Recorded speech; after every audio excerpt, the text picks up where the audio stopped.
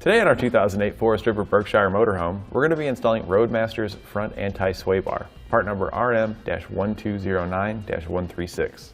This anti-sway bar is going to be an upgrade over your original sway bar. It replaces and installs in the same location as your original, but is a much beefier, heavy-duty sway bar that's going to help minimize sway. It achieves this extra rigidity over your factory sway bar by being made of 4140 chromoly steel. The diameter of the bar is also thicker than what your factory sway bar is. So what this means for you is with this new sway bar, it's going to decrease driver fatigue because you're not going to have to be fighting those high winds blowing against the side of your vehicle to keep it straight.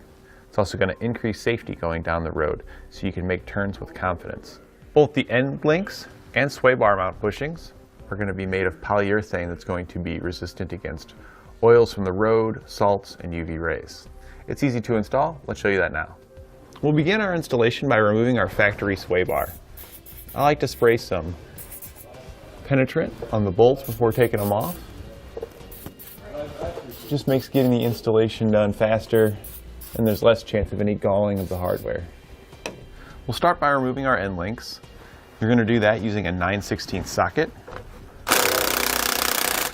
And if it spins, you can hold the nut on the top side with a 9/16 wrench. Once you've got one nut off, the shaft may spin taking off the next nut, so you can use a pair of vice grips to hold the shaft steady while you remove the nut. We'll repeat this same step on the other side. Next, we'll use the same sizes, 9/16, to remove the shackles here that go over our sway bar. Now, I do recommend after you take those loose, at least put one bolt back in on each side. Just a couple of threads, because once these are off completely, your sway bar will just fall down, and that'll help you kind of catch it and let you take it off easily. Now that we've got all of our hardware removed and just two bolts, just a couple threads on them, we can support our sway bar.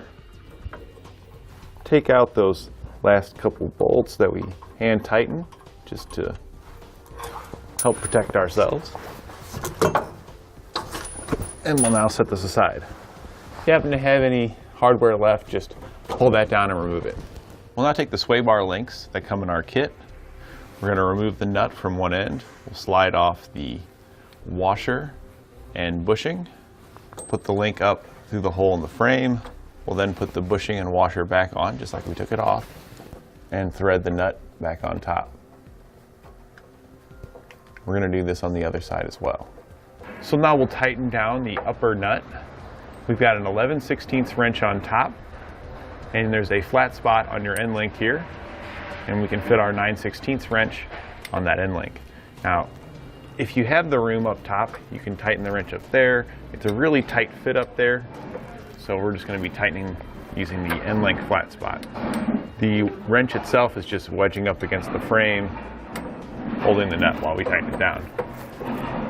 We'll now take our sway bar bushings.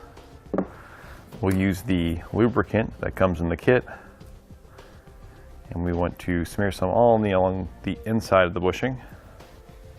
And then we'll install the bushing onto our sway bar. There's a slit in it, so it simply opens up, spreads over the sway bar, and goes back down. You can then put a little more lubricant on the outside and slide the clamp on top. We're going to do that on the other side as well. We can now lift our sway bar into position. It is very heavy, so you may need an extra set of hands to help you get it up there. We're going to reuse our hardware to install our sway bar back into its location. We'll slide the bolt back up through the bottom, and then on top we'll slide on our washer, followed by our nut. Once you get one on each side, the sway bar will hold itself up, making it easier to install the rest of your hardware.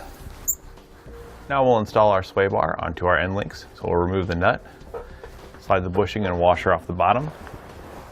We're going to do that on both sides. We'll swing our sway bar up, line it up with our end links, and then reinstall the hardware on the end links. You want to make sure that your bushings go on each side of the sway bar and your washers are on the outside of your bushings. We'll now go back and tighten up our hardware. Our factory bolts, we're going to use that 9/16 socket and wrench again.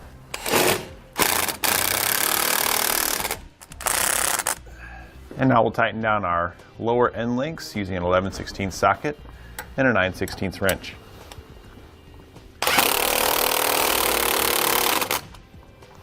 We just want to go until the rubber starts to squish.